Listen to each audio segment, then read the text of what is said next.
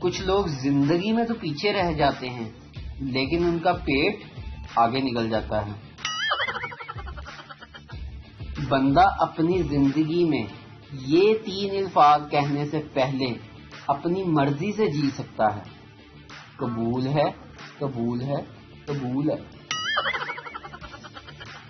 میں نے ایک بات بڑی غور کی ہے، چائے پینے کے ساتھ ساتھ اگر فون پر بات کرو تو بندہ 3-4 فیکٹریوں کا مالک لگتا ہے۔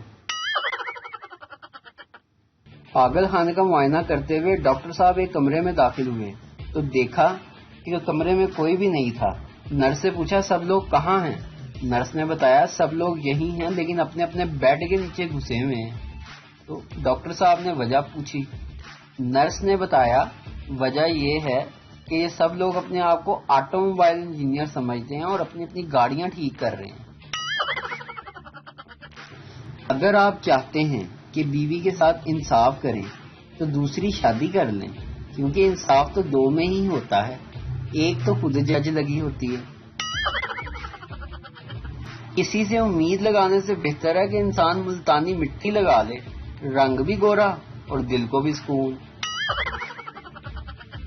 کرونا وائرس جاتے جاتے ہمیں ایک سبق سکھا گیا کہ کسی کو اگر اندر سے مارنا ہو تو اسے نظر انداز کرتے رہو۔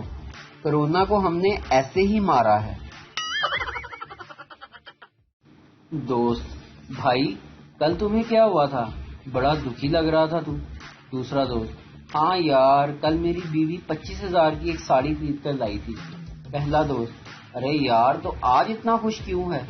دوسرا دوست: آج میں اس لیے خوش ہوں کیونکہ میری بیوی تیری بیوی کو دکھانے کے لیے گئی ہے۔